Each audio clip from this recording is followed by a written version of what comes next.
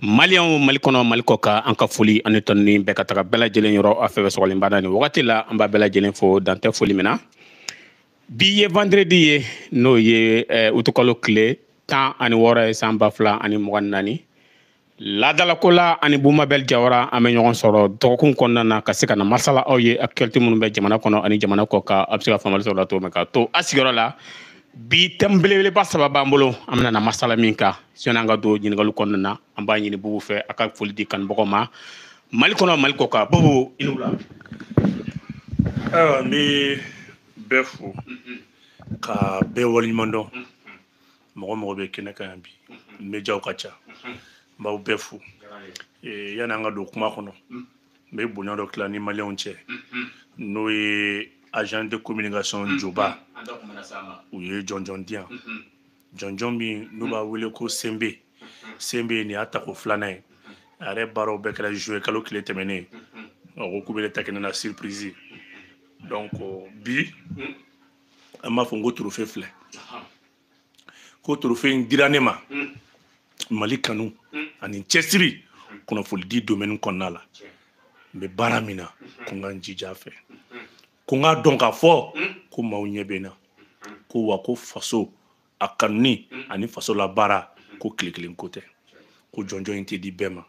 o de y'a to n bɛ n ka foli da aw ta kan k'a lasegin Joba communication maaw ma u ka ɲɛmaaba bɔra yan ani u ka directeur général u nana trophée in di yan n b'u fo dan tɛ foli min na k'a fɔ ko u ni baraji ni n bɔr'o la Musa n bɛ foli lase n baarakɛɲɔgɔn bɛɛ ma n ka sponsor officiel n'o ye Kiyatu Jalo ye Jalo Beauté n b'a fo ni kɛnɛ kan kabiri Ameriki jamana kan ka Kiyatu Jalo fo Kiyatu Jalo k'a fo k'a fɔ a ɲɛna n'aw mago bɛ fɛn ɲuman fɛn fɛn na a ye Kiyatu Jalo sɛgɛrɛ ka foli lase fɛn min ye an ka procureur ba ma n'o ye communiste procureur ye Cheikh Sala Sangare k'a fo a ka cɛsiri bi tribunal de grande instance communiste an bɛ se k'a fɔ ko lafiya nana brigade ni commissaires bɛ baaraw la cɛsirilen don procureur cɛsirilen don baara la ka tribunal président k'a fo nin kɛnɛ kan k'a fɔ na k'an nisɔndiyalen don an nisɔndiyalen don ka kuma lasegin aw ma an ka baro sigi. Ayiwa Bubu an fɛnɛ an bɛ foli bila i la ka foli di minnu bɔra sisan ka jɔnjɔn d'i ma an fɛnɛ b'u fo dan tɛ foli min na parce que n'i ye nin dil'i ma kɔrɔ ye i ye sera ka baara min kɛ baara in de don sababuya la jɔnjɔn nana ta ka d'i ma anw fɛnɛ an baarakɛɲɔgɔn bɛɛ an fɛn fɛn bɛna ka na se ka na kunnafoniya ɲini ka di maliyɛnw ma an b'an da fara u fɛnɛ ta kan k'i fo k'a fɔ k'i ka courage ta hali bi parce que fɛn caman fɔra hali bi an bɛ ka continuer ni si kana salaya kɛ o ye anw ka folikan ye an tɛna na mɛn kuma na an b'a da an filɛlibagaw kan minnu nana ka na jɔnjɔn di an sera k'u ɲininka fɛnɛ après n'an tilala video la an bɛna video monter k'o bila u bɛ se ka taa o lajɛ u bɔra k'a di kun minnu na u bɛɛ b'a kɔnɔna na Bobo an bɛ don ɲininkali kɔnɔna na an y'a k'a fɔ tile filɛ na réseaux sociaux ani radio o télé o a bɛɛ lajɛlen kalalen don ka sababuya kɛ ko an ka général n'o ye Mɛnkɔrɔ Kane k'ale bɔra ka kuma dɔ fɔ ka kɛ ni président minnu bɛ kɔfɛ Alassane ani a tɔgɔ fila Patrice Talon ko a bɛ se ka kɛ don n'a nataw la n'u ma changer ale ko an ka fɛɛrɛ tigɛ pour que ka se ka dankari k'u la kuma in mɔgɔ caman bala k'i ta fɔ a la dɔw ko olu t'u yɛrɛ ye a ka kuma kɔnɔna na mais sɔrɔ an ka don ɲininkali tɔ profond kɔnɔna na an bɛ ɲininkali min k'i la général yɛrɛ Mɛnkɔrɔ e b'a dɔn wa mɔgɔ jumɛn don Bubu? Musa ne bɛ Mɛnkɔrɔ dɔn Mɛnkɔrɔ ye sɔrɔsi ye Mɛnkɔrɔ bangera 1957 a bangera fɛn min ye Garalo o ye Buguni mara ye ne ma fili mɔgɔ bɛ se k'a nakili Mɛnkɔrɔ ye sɔrɔsiya kanu Mɛnkɔrɔ ye sɔrɔsiya kanu a ninkun na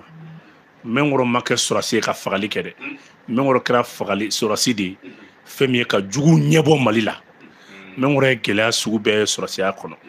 Mɛnkɔrɔ ye bagi sɔrɔ san 1972 Mɛnkɔrɔ kɛlen ka bagi sɔrɔ mengoro y'a ɲini o la ka taa EMIA la fɛn min ye o kuma na octobre kalo i bɛ ka fɔ EMIA la mengoro passera EMIA concours la san 1972 mengoro taara formation kɛ mengoro tilala octobre 75 mengoro kɛra sous-lieutenant ye mengoro ka poste fɔlɔ o bɛnna yɔrɔ jumɛn ma mengoro ka poste fɔlɔ o bɛnna fɛn min ye Gosi ma Gao mara kɔnɔna la mengoro kɛra a taalen ye 3 mois kɔfɛ mengoro taara unité min na i b'a ye k'a fɔ min kɛra o commandant adjoint ye o kɛra Gao jamana kɔnɔ ni o y'a sɔrɔ mengoro yɛrɛ sous-lieutenant Jala b'a la mengoro ye kalo 9 k'o la mengoro seginna ka na mengoro ye jɔyɔrɔ caman kɛ a ye kalan caman kɛ fo ka n'a bila san 1990 la mengoro nana ka kɛ chef d'opération ye n'o ye Menaka kɛlɛ min kun wila ne ye front islamique arabe de l'Azawad n'o o baara minnu kun wila ka cɛsiri kɛ o la mengoro kɛra maa fɔlɔ ye min taara o kɛlɛ bolo ma mengoro kun ye chef d'opération o la mengoro de kɛra sababu ye fɛn min ye o kɛlɛ minnu filɛ nin ka kɛlɛ ka sen ka sa dana mengoro tɛ accord ɲɛdɔn dɛ mengoro tɛ accord de défense ni accord de collaboration signé sɔrɔsi ye mais kɔrɔ bɛ Mali jugu dɔn ni fɛn bɛɛ ye san 1992 mengoro bɛ ka taa ni kuma min na sɔrɔsiw ka PGA u ka wari b'a bolo n'o ye prime générale d'alimentation ye o b'a bolo 4,400,000 parce que n y'a fɔ cogo min na mengoro de kun ye chef d'opération ye commandant ni zone kun don Menaka mara kɔnɔna la a bɛ ka taa n'o ye kuma min na mengoro ninnu binna bisikadi kɔnɔ ka o wari tunu mengoro bolo o don danga ma sɔrɔsiya la kulonkɛ tɛ yen mengoro y'o wari u y'a fɔ ko mengoro k'a sara sɔrɔsi wari hali sɔrɔsi bɛ dumuni min di sogo min b'a kan a bɛ calculer ka di chef de plat ma sɔrɔsiya fɛn bɛɛ calculelen don mengoro ye fɛn min ye kɛra Mali ka contingent ye ka taa Libéria mengoro kɛra Mali ka chef de contingent ye ka taa Sierra Leone mengoro y'olu kɛ fo siɲɛ 2 mengoro était un officier valeureux mengoro ka kuma kelen bɛ yen a kɛra san 1974 n bɛ minnu bɛ ka mengoro la kuma caman fɔ n b'u hakili la gosi a la Mali ni Dahomey ka mankan na o y'a sɔrɔ mengoro ye aspirant ye a bɛ EMIA la a ma tila fɔlɔ parce que o kɛlɛ kama i b'a k'a fɔ mengoro ka formation interrompira parce que 74 ye Mali sɔrɔ kɛlɛ dɔ la o kɛlɛ kɔnɔna la mengoro ko farafindugu tɛ ɲɔgɔn kɛlɛbaga ye ko fɛn o fɛn bɛ farafinduguw la ko tubabuw de nɔ don depuis o don mengoro y'i bolo jɔ Mali juguw la mengoro ye gɛlɛya fɛn fɛn sɔrɔ a sɔrɔla parce que autorité politique bɛ lagosi min ta ka armée sɛgɛrɛ mengoro ka gɛlɛya bɛɛ ju bɔra nin na donc mengoro ye c'est un militaire dans l'âme mengoro ka sɔrɔsiya b'a a ninkun de la mengoro ye officier de dutu t'a la général Mengoro Traoré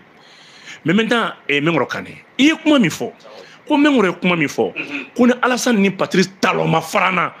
k'an ka fɛɛrɛ k'u éliminer o y'a sɔrɔ Alassane ni Patrice Talon bɛ ka anw éliminer fɛrɛ jateminɛ o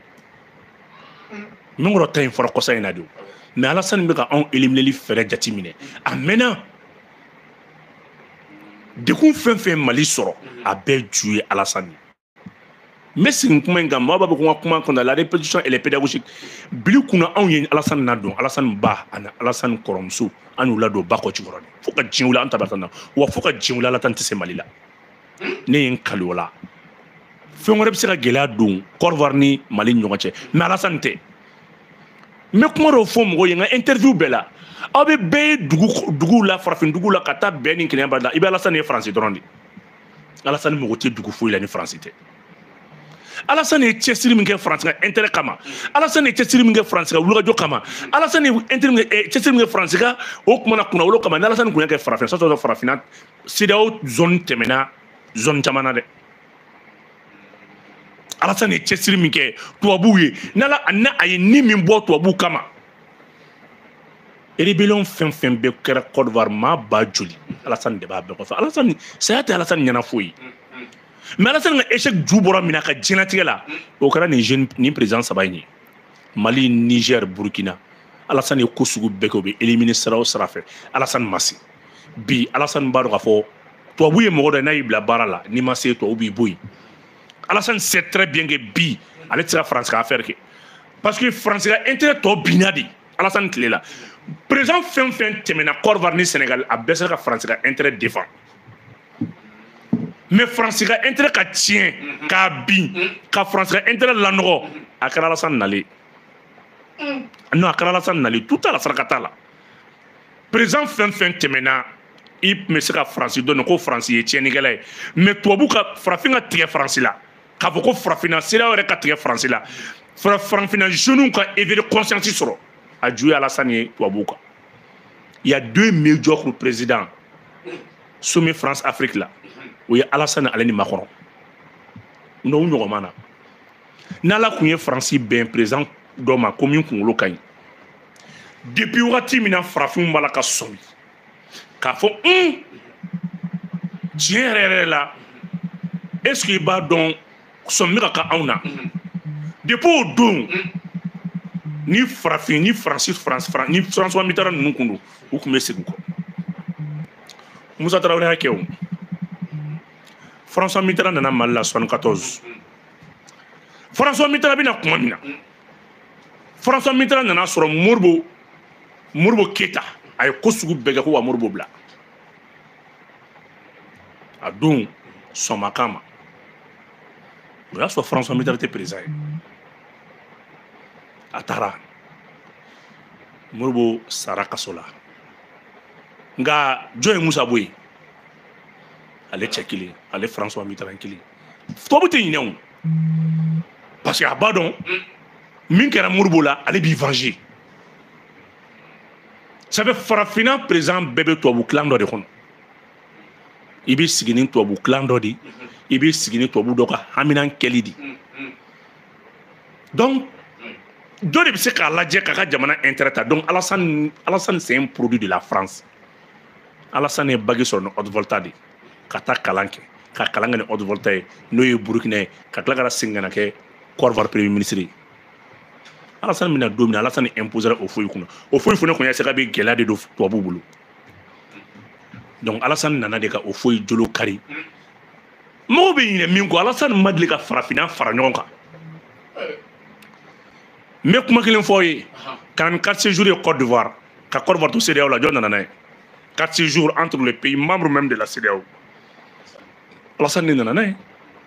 Alassane mago tɛ sariya la Alassane taara sariya yɛrɛ ye fɛn min ye o 4 séjours mun filɛ nin ye ka Ghanéens ni Maliens Burkinabés k'u ci k'u don kaso la alors que on est tous dans le même espace CEDEAO libre circulation de CEDEAO yɛrɛ ma se o kama a sikun yɛrɛ tɛ c'est la libre circulation des personnes et biens et leurs biens mais Alassane mago tɛ sariya la Alassane y'o kɛ quand il fut premier ministre Alassane sigilen fanga la Alassane mago tɛ foyi la donc même o de kuma min fɔ ni Alassane ma fara an na donc o kɔrɔ Alassane labɛn tɛ ka fara anw na n'o tɛ nin tɛ koba ye o k'i ni ma fara an na n'a sɔrɔ i t'an na o tɛ koba kɛ o mais n'i ma fara an na an bɛ nin k'i la jɔn bɛ bi AES kɔnɔ ko nin t'i hakilina ye o mɔgɔ tɛ yen n'a y'a sɔrɔ Alassane ka intérêt de menacé don Mali bolo o bɛ faamuya mais France ka intérêt parce que an ko an tɛ France ko la donc Alassane cherche à éliminer nos leaders qui tentent de nous libérer minnu b'an ka souveraineté da an ma k'an bɔ jɔnya bolo an bɛ CFA min kɔlɔlɔ la bi jɔn bɛ ka CFA maintenir ECO ka dɛsɛ ka bɔ hali bi jɔn don Alassane de sen dalen b'a kan n ko CEDEAO kun sɛgɛnna pour CEDEAO ka baara kɔnɔ intégration économique kɔnɔ la mais n ko monnaie commune kun b'a kɔnɔ monnaie ko kuma kun b'a kɔnɔ mais bi président minnu bɛ yen sisan diɲɛ bɛ ka évoluer sanga an ka sɔrɔ an bɔr'olu kɔnɔ CFA yɛrɛ créé la pour 75 ans de 1945 CFA périmé a mɛnna 45 ni san cɛ san 75 tɛmɛna CFA yɛrɛ ka délai de vie bɛnkara min ka o 75 ans ye c'est un décret de Gaulle donc mɔgɔw ka bɔ émotion dɔ kɔnɔ an kana bɔ k'a fɔ nin ye nin kɛ tan de a kun man ka nin fɔ dɛ Alassane ye fɛn k'anw na Alassane t'a bɔ a da o Alassane b'anw fagali ɲini don o don mais a t'a bɔ a da général Mengo i ye mɔgɔ kɔnɔnajɛlen o mɔgɔ caman la k'o de fɔ ko général a ka jɔyɔrɔ kama parce que CNT la an ka CNT kɔnɔna na o commission de défense o tɛ yɔrɔ fitinin ye o président don ko ne ni kumakan bɔra ale da kɔnɔ ni jamana marabagaw ma bɔ ka a condamner est ce que olu bɛɛ fɛnɛ tɛ ka a fɛn cautionner anw bɛ nin cautionner yɛrɛ de ni cɛ o cɛ ye nin condamner yan i bɛ Mali to yen cɛ o cɛ ye général Mengo ka kuma in condamner i tɛ si Mali kɔnɔ yan i tɛ si Mali kɔnɔ yan Bichri Bale nana yan Côte d'Ivoire opposant dɔ bɛ yen n ka seginna ka taa Alassane minɛ ka don kaso la juste une visite donc marola Mali wari min bɛ ka tunun bi kɔsa in na an bɛ ka Covid kɛlɛ min kɛ dɛ les 10 milliards là a fond bɛɛ kun logé mimi n'a bɛɛ kun logé le Côte d'Ivoire de 10 milliards min ka ɲini ni économiquement Alassane b'a la k'anw faga militairement b'a la k'anw faga bibi na ni ye Mali camancɛ jateminɛ k'a lajɛ MINUSMA ka contingent kɔnɔ fɛn caman kɛra an t'an da don o la mais Alassane b'a bɛɛ kalama donc Mengoro ye kuma min fɔ nin logique de don ça fait Mengoro yɛrɛ kan ka fɛɛrɛ sugu bɛɛ kɛ en tant que général à la retraite ka miliciw former volontairement ni mɔgɔ ma se ka don armée la ka taa don ni Mengoro ka milice kɔnɔna la an ka taa nin kɛlɛ kɛ ka nin s'a dan na ka taa Alassane kama ani talon wayi mais guerre de don Alassane fana bɛ ka milice de Alassane ka 49 mercenaires ni mais o tɛ Côte d'Ivoire armée ye o fana Alassane ka mercenaires dilanni ni donc Alassane ye mercenaires dilan an fana b'a dilan donc général Mengoro kan ka fɛɛrɛ bɛɛ de kɛ ka informer au moins ka mɔgɔw dilan an ka yɛlɛn ka taa nin ko nɔgɔya joona mɔgɔw ka laɲini ye nin de o en tant que Alassane bɛ anw t'i lafiya Alassane yɛrɛ de y'anw ka problème ye Alassane yɛrɛ de AES problème ça veut quoi tɔɔrɔ bɛ AES ka Alassane de don tɔɔrɔ aw bɛ ka jigin France ni fɛn fɛn na France n'a yɛrɛ ma o France bɛ tɛmɛ ni sira dɔ de ye France tɛna marifa ta k'i ɲɛsin anw ma France bɛ tɛmɛ n'a yɛrɛ den dɔ de ye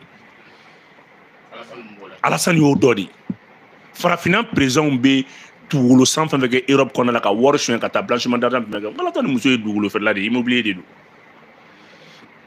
Alassane muso ye immobilier de donc Mengoro kan ka miliciw de former ka volontairement an ka taa yɔrɔ dɔ la bɛɛ ka t'i tɔgɔ sɛbɛn ni mɔgɔ min bɛ fɛ ka taa ni ne yɛrɛ kɛ a dan yɛrɛ bɛɛ ka wari fara ɲɔgɔn kan Mengoro yɛrɛ ka bɔ CNT la a ka nin groupe in labɛn quoi Mengoro yɛrɛ ka bɔ CNT kɔnɔ pewu AES élément bɛɛ Burkina Mali Niger u ka est ce que b'a kalama volontariat dɔ labɛn bɛɛ ka nin inscrit ka taa nin na ka taa Alassane nɔfɛ ni min bɛ kɛ min nɔ ka ko la quoi pour que an ka président bɛ se ka tɛmɛ ni baara ye an yɛrɛ ka laɲini o de y'a to an ye wele bila AES mɔgɔ bɛɛ ma Burkina bew an ye wele bila u ma n'Ala sɔnna ma dɔgɔkun nata in an bɛɛ bɛ bɔ ka taa meeting sitting ba kɛ an ka boulevard l'indépendance la ka Mengoro ka nin kuma in soutenir ka condamner e ni Ala n'a kira cɛ mɔgɔ min bɛ k'i ka jamana degun i b'o ko mɔgɔ wuli o kama i b'o condamner mais au contraire Mengoro yɛrɛ sumayara nin fɛ n'i y'a dan anw ma yɛrɛ an b'an jɔ Mengoro ka fɛn bɛɛ kɔrɔ commerçant fɛnw bɛɛ ka wari fara ɲɔgɔn kan an bɛ Mengoro ka salaire k'a tripler a ka bɔ CNT yɛrɛ la a ka nin ko labɛn nin bɛ dilan cogo jumɛn n b'a fɔ ma est ce que b'a kalama opération spéciale i b'a fɔ Russie y'a kɛ Ukraine na cogo min na ka taa Alassane nɔfɛ ka na n'a ye.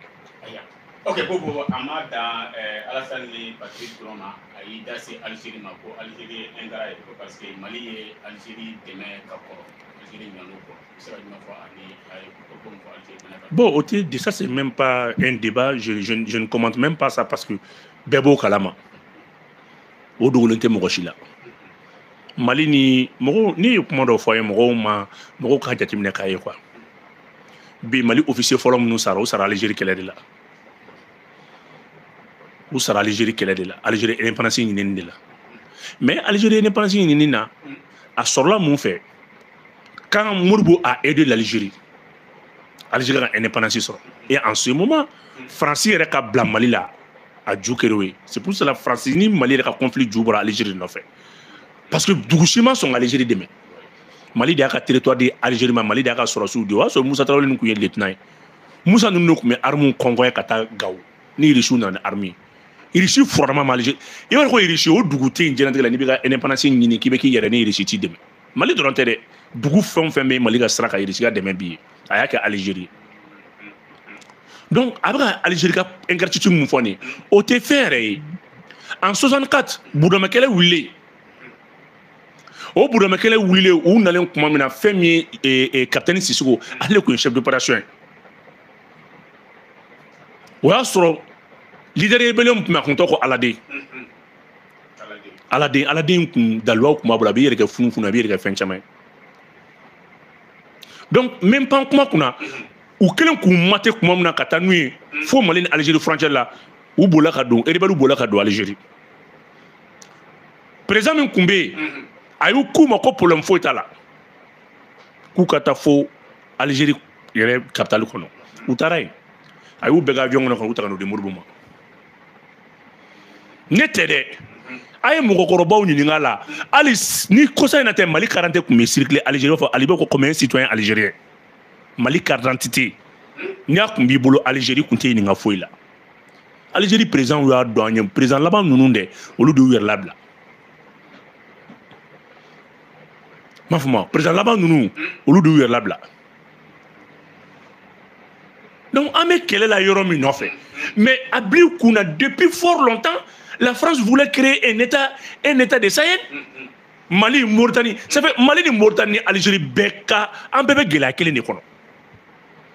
France kun ye dɔ tigɛ Algérie la ka dɔ tigɛ Mali la ka dɔ tigɛ Mauritanie la kun bɛ fɛ k'u k'a dama état ye k'o di a ka mɔgɔw ma la loi du 10 juin 1958 mɔgɔw ka taa dɔn k'a lajɛ o loi du 10 juin kɔnɔna la France y'a yira k'a fɔ est-ce que b'a kalama aw bɛ kɛlɛ la min nɔfɛ ko la Ban Azawad o kuma ye nkalon de ye France ka fabrication de don la loi du 10 janvier 1958 France y'a loi ta ka na c'est juste pour créer k'o yɔrɔ tigɛ k'o bɔ anw bolo mais pourquoi France ma sɔn ka rebelle ka indépendance d'u ma n tɛna siya fɔ quoi parce que France bɛ siyaw ta ka siyaw manipuler de ne tɛ siya fɔ parce que o don France y'a bila a kunna non seulement densité man bon non seulement yɔrɔ kun peuplé tɛ sabanan ye mun ye mɔgɔ kalannen kun tɛ yen min bɛ se ka état gérer ka contrat signer u ni France cɛ o de y'a to France y'a to yen ka délégation de pouvoir de ko indépendance ye dugukolo kɛlɛ ju filanan bɔra o de la mais Modibo b'a fɔ a ka discours kɔnɔ en 61 ko n y'u gɛn ko mais k'u ma taa dɛ k'u bɛ tila ka segin ka na Modibo bɔra France CFA la 62 opérateur économique kun bɛ a kun tɔgɔ ko Maraba Kasimu Mali b'a ka indépendance sɔrɔ don min na musoba dɔw de bɔra k'u tulola sanu bɔ k'a feere ka taa di Modibo ma fond de souveraineté a ye taa lajɛ u tulola sanu hali sini ɲinama k'a kɔ u y'a réquisitionné k'a sɛbɛn a bɛɛ bɛ archive la ka taa di Modibo ma Modibo ka taa minɛn kun fɛ France y'a ka hali bureau kɔnɔ siège a y'a bɛɛ ta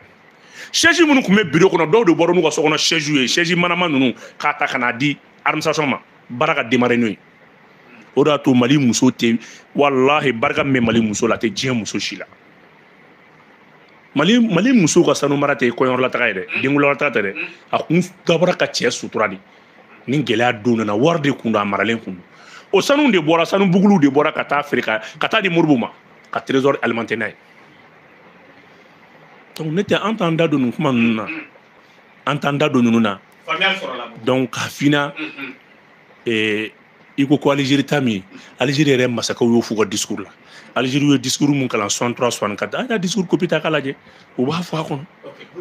Video in kɛra viral ye réseaux sanfɛ mɔgɔ ko ko video in ye binni ka 1 heure de temps bɔ ko mais dɔw ye nin yɔrɔnin dɔrɔn tigɛ k'a bila réseaux sanfɛ ka se k'a kɛ communiqué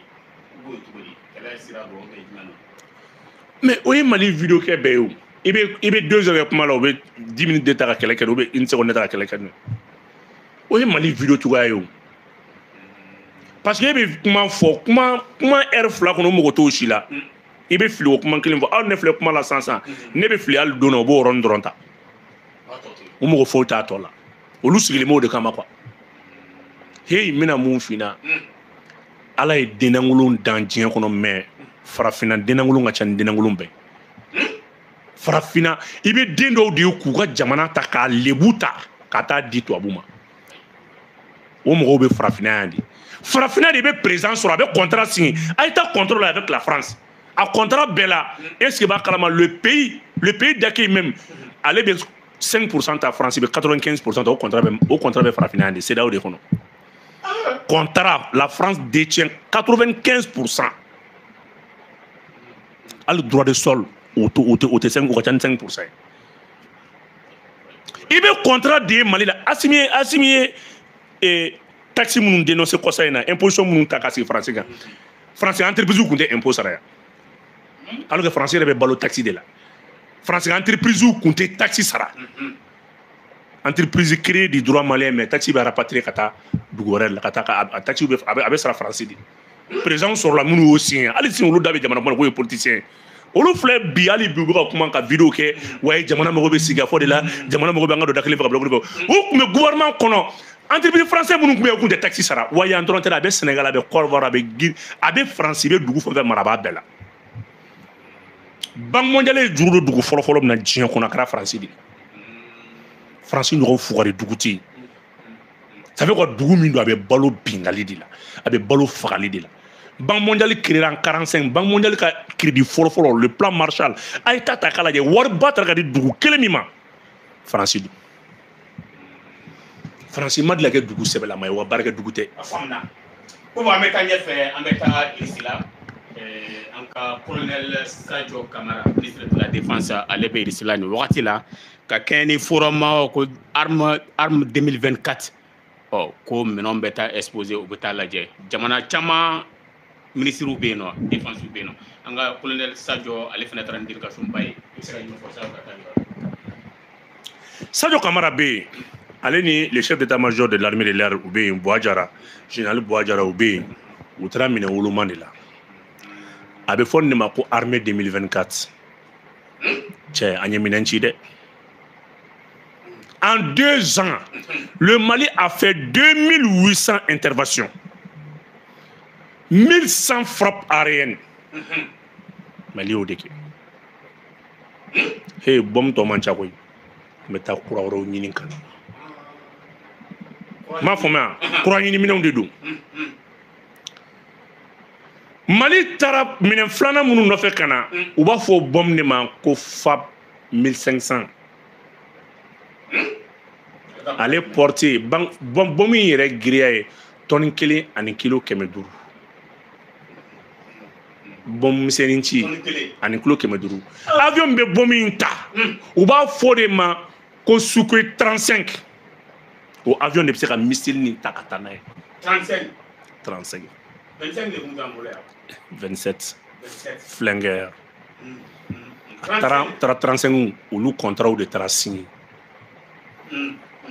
Bon avion minnu b'an bolo bɛ bom misɛnnin de fili bom fili 10 20 20 30 to la nin ye bom bakuruba kelen nin ye bom in yɛrɛ ye 1500 tonnes a ye don a ka lajɛ FAB 1500 FAB bar 1500 mɔgɔw ka don k'a lajɛ. Ça fait quoi i b'a dɔn kulu minnu bɛ Tɛzawattɛ n'an ma kulu ci kulu mais n ko kulu de n'i ma kulu in yɛrɛ kɛ t'i lafiya o kulu de kɔnɔ u bɛ don yen de ka t'u kun bɔ fɔ Algérie. C'est plus de 250 kilomètres kulu janya kulu kɔnɔna janya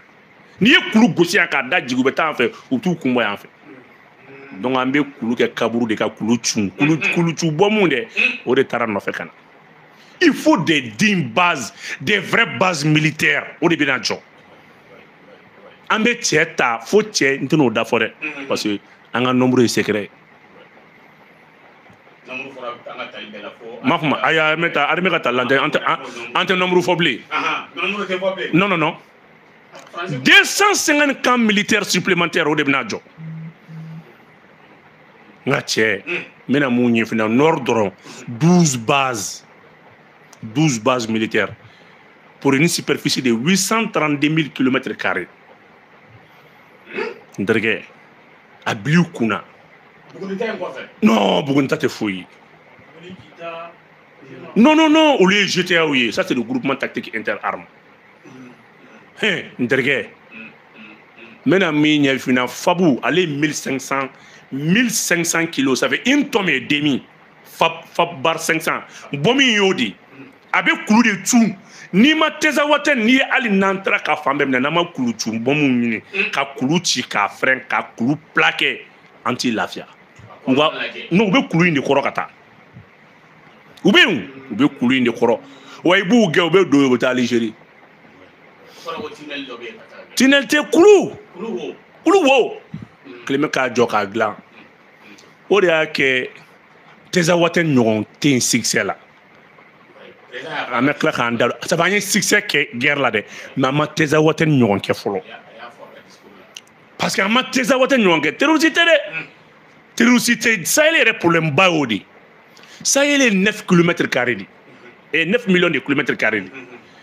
Sahel bɛ daminɛ ka taa fo Afrique centrale fo kɔnɔna la fo wo kɔnɔ tu sais que an bɛ bases de cɛ nin ye ko de wililen koyi Sadio Ala ka Sadio ɲuman segin ka na donc kalo 3 bom ni kalo 6 bom kun b'an bolo k'an k'a ci ka su ni tile an bɛ ka bom de jigin Tɛzawattɛ nin kan a bɛ jigin a kan fo ka dugukolo fɛgɛya. I subhanallah cɛ anw tɛ la baara in na Sadio taara ko armée 2024 min min finna hali an bɛ ka type métralleuse minnu ci nin bɛɛ bɛ bɔ yen kuraw bɛ na nin banna o non police militarisera protection civile sapeurs-pompiers militarisera mais ils ont besoin des armes o de bɛna d'u ma o de bɛna kɛ o de y'a to a bɛ fɔ aw ye k'a fɔ ko on a à peu près an ye min kɛ plus de 30 000 éléments supplémentaires o recruter n'i y'a fɔ lakana dɔrɔn ko o tali kɛra min i tɛ kuma olu fɛ o militarisation fana ye recrutement de ye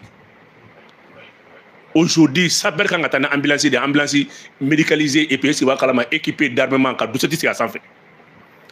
n'a fɔra e ma sisan ko attaque kɛra Gao Kidal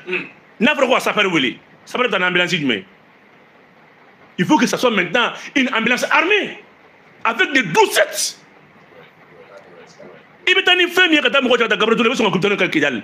depuis sapeur natɔ a bɛ tir la ka na a bɛna blessé ta en temps de guerre ka taa n'a ye Mamé,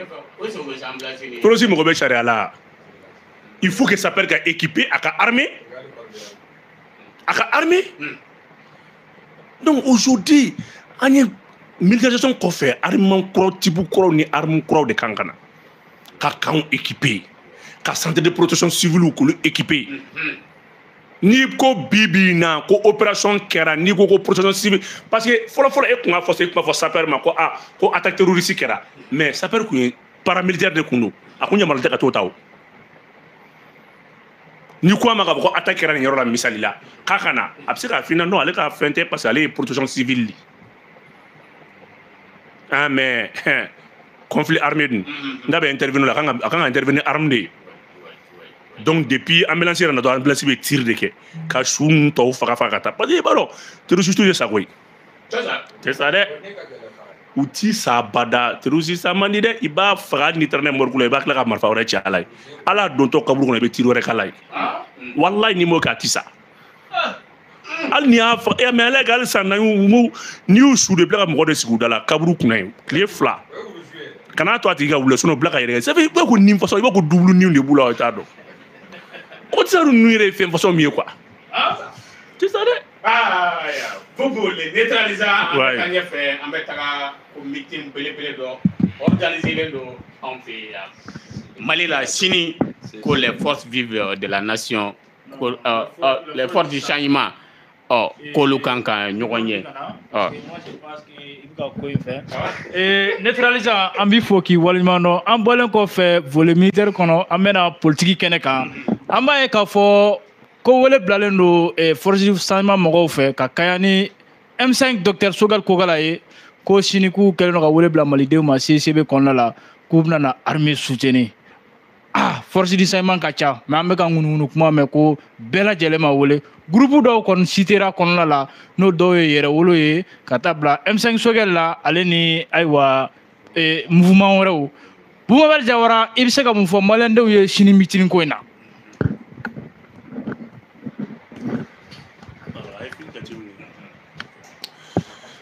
A ko ko sini meeting k'a tɔgɔ ye di. Force du changement. Ok. Sini meeting, c'est la force de l'opposition de la transition.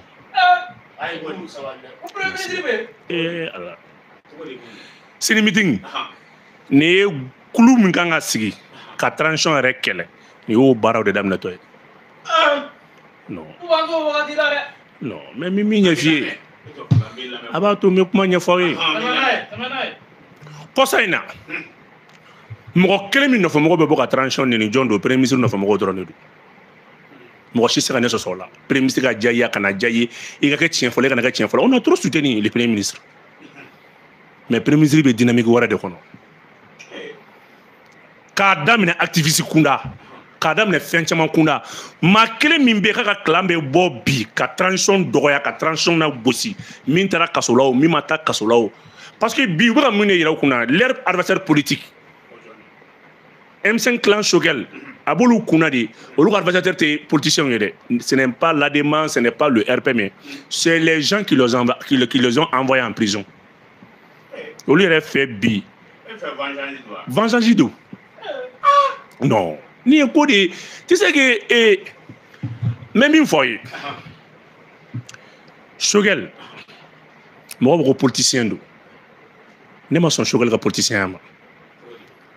Politicien mo ko mi boda, mo ko mbe ko gelen ta ka no mai. Politicien mo ko mi mbe mo ko bo gela kono. Mais politicien korote mo ko mi mbe na ba do ka gouvernement qu'on a plaqué kele. C'est le Choguel ni président fait faire la flabé tienso. Ani kelen be ñogon bolo no Assimi. Choguel be fanga ni yere do. Ibe Choguel là dans les 2 premières années abe baraka ki I wasa, abika tiki abika fembeke. 3e année abi kuna ko Choguel be ambition sur. Parce que Choguel kuna kala de rang président. Choguel même moi je suis donc président. Choguel croit que lui il a un destin présidentiel. C'est pour ça que Choguel timachi de mekasa dana. Abi de mabisero la bi lâché. Discours fait bala kake. Choguel sort, il dit mon ebodé nous mettons duguma moko be neninke. Tout à la sarakata là, on a assez caressé. On a assez respecté. On a assez respecté. Mouvement fin bala kasi autour à non. Allez bedron, allez kato primature là. Il met les moins en jeu. Moko be bo tranchon kama. Aya déterminé de tranchon gelana noya moko crime no famo ba tranchon d'Orabi, Choguel ne fait pas de dos. Ni comment il respecte l'intelligence de tout un chacun. Féminin, politicien de dos. Politicien de dos. Il a gré la tôte à te kiffer. Ça fait naï jako sou beke. Sinon ni Choguel ka chance di. Kaira ka fo bi, talent fin bala ka beira. Il Choguel dai jigo kumala. Il y a Choguel day courant kumala. Il y a Choguel day armée kumala. Il y a Choguel la jokena kenera va fi ko France CDAO aller ni politicien koro temena. Foi. C'est pas mais on m'a conseillé ministre koro dit. Conseil des ministres koro. Bibi na CDAO bigi ninda Mali transition c'est pas pour rien de. Parce que vous faites jouer minke sorasi nous na tenya. Ils veulent montrer que non, Assimi est candidat. N'a pas Assimi est candidat, donc un candidat. On veut tout faire pour empêcher la candidature d'Assimi. C'est un jeu politique. Discours be fallu. Comment be fallu?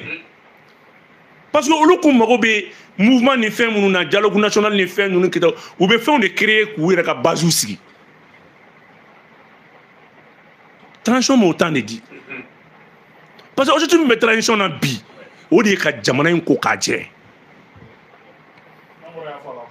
odi ka jamana tension akina odi de odi ka jamana ko kaje bon nous mais ils sont dans les ambitions présidentielles ou le président ko de là ou le élection ko ni président ko de là ou yere min kele kunne ou bo ko de là bi non ça va parce que bibi na président na premier ministre aka gele ku nya jonyo ye ko kara fe ko kara tu sais que iba donc ni mo kele ka na bora kala na ma fin fi il va s'abaler. Il aurait bien méfié. Si on est dit que les militaires là rien, mais Kuba Mounumbi ou Bora Kalama. Mais au boulot, on a fait un cas ni qu'on nous a clé. Et au Québec meeting que, quoi armée soutenue.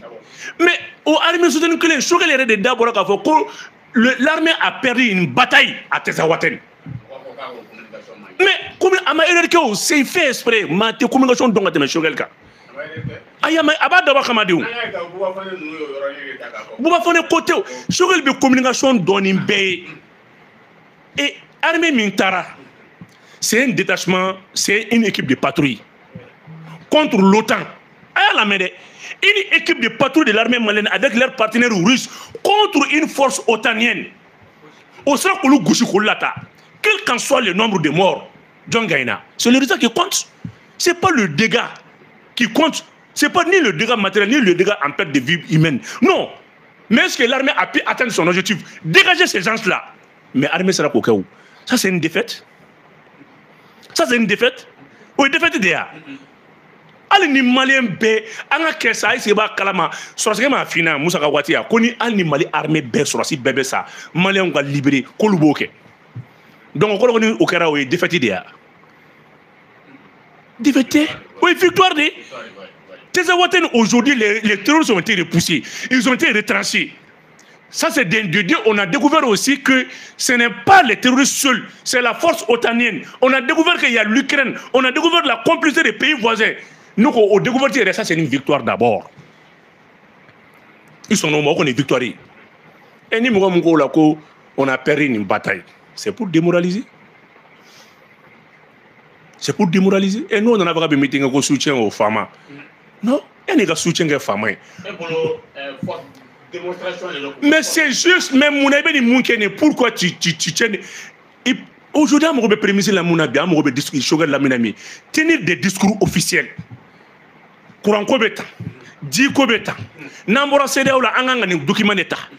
AEC qui a une orientation de là. Ni partenaire crowd de sort là. Turquie, Chine, N. Anganga une dynamique crowd là. Amène des données des prémices. Ça fait poser les orientations politiques du présent. Mais n'importe ou binaneka ne kuanga n'importe au maquet ou ne janfa politicien koro ya keta politicien koro ya keta mais les 30 ans de l'échec à gouvernement Djoumembe Choguel Timado mingono adofo ke adofo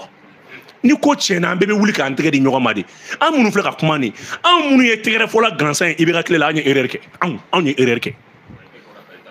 an be erreur ke mais ni un bébé fara ɲɔgɔn kan ka jɛ an ka ambition ko ka fɛn bɛɛ ka ɲɛsin transition ma parce que an b'a dɔn k'a fɔ an bɛ sira min kan laban de b'a la mais n'e nana fɔ o la ko dɔ ye k'a dɔn ta bɔ ta min kɛra ka tɛmɛ an k'o to yen ba in an ka ɲɛsin essentiel ma diaspora maliyɛn mɔgɔw bɛ degun mun kɔnɔ bɔ i ka discours dɔ kalan mun b'u la rassurer kuma dɔ fɔ mɔgɔw ye mɔgɔw hakili bɛ sigi ni kuma min ye baara min b'a la ka kɛ o tɛ Assimi ka baara ye o. Assimi te faux politique là. Le volet politique, ça se repose sur le premier ministre. Moi, je suis quand même sur le coup là. Il y ne boumabel fait. On a eu déjà quand même la meublée. Génétique là. N'était jamais quoi. Ne be tient de quoi. Le consensus politique autour de la transition, ça revient maintenant. C'est les charges de la primature. Ote sur la bara, ote fouille bara. Et même ça lui dit ma fait. Kabanda auto fangala. 2 jours avant le cours, il y a un banako fangala. Mais ngo M5 qui est démarché d'amener kata force politique fora nyonga ku ka jega transition ku wa wulu ku hage une transition ko ka banda ulata Choguel a dirigé une équipe adema RPM ou be ku bene la kata fora nyonga ku be ka kele ou les politiciens et puis pouvoir ou l'état au clé fla drop banda utara Choguel na primature là mais mon était nyona fene ke avant que igata mo fora nyonga ki hier ambition ni mon était mo fora nyonga transition demain mon était démarché nyona ke auprès des partis politiques be ma jega chenike o. Que tu sois, quel qu'en soit ton bord politique, ni nous quand ayo le récupérer. On be au déchet ou dit. On be au nyama de ou. Et mais donc roba on nenia ko janfanchi ou de mo kora don ta bota. Mais nous on est jamais, ibaro nous on est jamais bicéphalisé. On mona sera min ta méthode ko. On n'a pas besoin de ces meetings là. Et bien min kenye créer un cadre, écouter tout le monde. Politiciens nous be nous bra faire ou la rassurer. C'est seule la compétition dans les urnes qui compte. Assimi n'est pas là pour l'éternité. Voilà le message d'un premier ministre. Voilà le message d'un premier ministre. Et ni mbora kasolo ko ouais et c'est justice rebe bimoka président Jota là mémorandum mbra kala fait comment mbra faire la bouche mais pourquoi tout ça il est le seul qui parle personne ne lui répond. Aïta amertepe ta kala dje allez ko kala de amertepe barabega certes c'est bien mais tala djebi combien on détourne dans le domaine de la communication de la télécommunication et répondeur ni malite billahi ni malite mime ke malila billahi ke roshi au portable téléphonique mon même malila ou attaque du gouvernement kalaje parce que le contrat était mal signé le contrat était mal négocié et bien répondeur ça to emi e me jo bara foloke forfait beto di malla que maintenant 3 gigas ni malito bekemi le volume de la communication allez signer en ta contrôler. Parce que ni kuma do ko no kagata ko contrat ou le contrat signé no unu join contrat ke o don jong me amertepe kuna Choguel ko way ko le 18 juin ko galon mu kata dala kala ko ngata kasola mais ibata kasola ko yemuge mune kunkara c'est vrai e tafo mais mune kundo kaso in galon ne kundo a chene kundo o fane kuma do yede mais mo shima jabi Joy a fokoni clé bora ko bolo te clé kumbe Donc, si toi tu es dans le gouvernement, tout va très bien, le gouvernement, ça ne va pas. Tiens, il y a Assimi Nounouna. Billahi Assimi Nounou Djigi Bey Chogelli. Billahi Assimi Djigi Bey Chogelli. A Deundidou. Minkere Ibeka Langano Nyongana Ke Nounou Fanela. Ça va faire des petits jeux au cadabla. En gagnant essentiellement quoi. En sika hérétin na quoi. N'est qu'un on baisse à l'indi. Des petits fronts politiques là, il n'y a pas de rassemblement d'Amaninko, ni Ninga Changa Bolu Konasa. Mogo Mouni Kosu Beke qui il fait ni Mogom Bife ou Bofe, ni Mogom Tife ou Tofe. N'était Niger, n'était Burkina. Non, n'était Iba Kalama, Olu Benou, Premier ministre, a le tout était la chef là. Harad a le coup Yokmala. Maroni a formé. Mais chaque fois, ni comme c'est nous n'a pas tenu ça. Tiens, ni surasi nous digi bedi. Moi, ini koraka ujera. Inu lumanyala. Ini flan ujera. Ilu lumanyala. Ide unfene. Kana tu nous gâcher nous ça. Idija. Akafoko vraiment ko assimilé objectif atteindre. C'est pas la transition qui compte. Amata transition na transition de l'élection. Amato kamoi. Entre transition na kuno de kama. Maroni a formé. Entre transition na kuno de kama. Nous ka jana bi. Okumana nga ira alala. Son le go 5 au lieu de ou be dialogue national de dom na lui okuma mo foko mo fulo la. Na ma fina. Maroni a formé. Ko voilà, mais bien jana parce que les ambitions falena parce que olu kolo bolo bi c'est d'abord na fa simte candidat ouais joint candidat ouais chogel des candidats. C'est juste pour empêcher Assimi ou Sorasi Dodé à une enquête en critique rata. Donc, fin sous bébé ka échec là. Son ami Tezawaten mina bi. Tezawaten moun fait bi. Il faut un consensus politique. Pas de dialogue avec les terroristes. Non. Non, n'est qu'entoma. Mounou kouti fait ou tuer, mais mounou koubi fait ou franyonga. Alors, on est média dama en benente. Car ça va bien que n'y fait. Il est premier ministre qui a voyagé déterminé. Il était en la fois à Djengouli. Il était à la fois à Djengouli. Depuis nana. Il n'a même pas, même les simples médias, à où bonyorona. Parce qu'il y a les mots de communication mina. On a un mot de mina au tequila. En communication bien armée. Marfa y pas, Koulou Djigna Akera Tanta Odi. On s'est goûté mouré. On me mouré qu'il me tanoue Assimi. Assimi Bolon Kuala. Ni yere kuma kona fora bana Assimi de benye moyo yo di kata fo ko maruja kata vie kata au début on na kuma ka fo ouais Maliki Diaw ti ou faire do dabota kuma foro kunyoyi mafuma Maliki Diaw ya kata Maliki Diaw nana sorti do bra en fait ni kuma jugu de ko sorti do bala ka mouvement civil fara mais atigi ira doro et puis barrière ni présente ta fo présent doro. Ah, président, quand on a Dakar, je ne veux pas qu'il y ait une confusion. Et le mouvement est là où tu vas la kachigata fait. Même, il y a des gens qui ont été référents. M5 tu vas avec la de Dungoudou. M5 tu vas faire ni farati, morceau. Moukou franyong kan. Moukou wele kana. Ni mimbe, aka aussi aka fo. Aka M5 a renforcé. Anga bon kono. Abe fait qu'après fanga minta ou ta gilane. O tisi kata. Wallahi alati soma. Billahi suma wallahi billahi talahi. O alate. C'est vrai, je suis là-bas, ni y a les bladres bi. Mais à bi kuna fene comme ni tiens, on a kuma befo, ni bolo, on a boni petit jeune kono. Aka mougo bega mina be a bedonindo. Discours mouga tenu a donindo. Et c'est juste le mouvement du premier ministre qui dit que mémorandum kono, la transition a échoué et qu'il faut être fait. Jamana Domra déçoit. Mais nous force humanité, nous te commandons. Tandis que Bébé a tiré fort, on est en train maintenant aller à l'échelle sous-régionale. En mettant un coffre. Parce que voilà, comment on vient à fort. Et pour me reconnaître mes primatures, au lieu de charger des missions, au lieu de conseiller. Mais il y a un discours où nous avons un conseil de cabinet là. C'est l'idée de le dire. Ni féminina, ou ya outa, ni mimanya. Oui, Sorasu taille. Sorasu connaît civil côté ça. On a beaucoup. Anté Sorasu, anté civil, mais objectif codé là. question kelen bɛ ne bolo Musa an y'a ye k'a fɔ mɔgɔ caman fana bɛ k'i plaignent k'a fɔ ko Sogɛli tɛ labɔ wele bila mɔgɔw ma i ma fili point de juin don k'a bɛna AES ɲɛfɔ mɔgɔw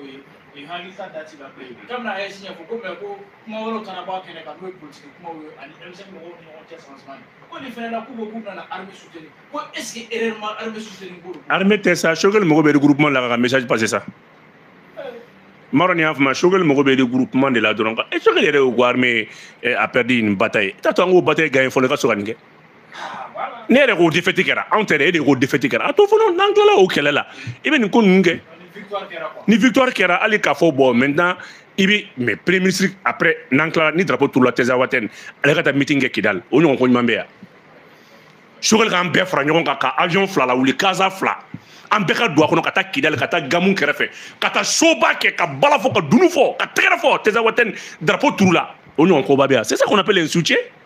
soutien tɛ Bamakɔ ko ka taa mɔgɔw lasigi ka taa i ka message passer ne ye nin kɛ memorandum kɛra ka sa taara kaso la a ma ɲa donc n bɛ n ta sara non o tɛ sa soutien à l'armée an ka ni Tezawatène n'an ye drapeau turu baara bɛ sen na o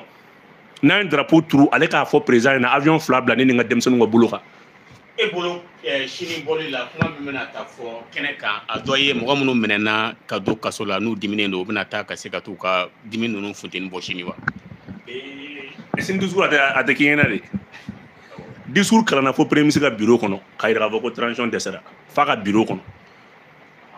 juste dans le bureau du chef du gouvernement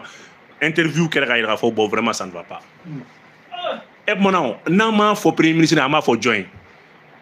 mɔgɔw ka sabali quoi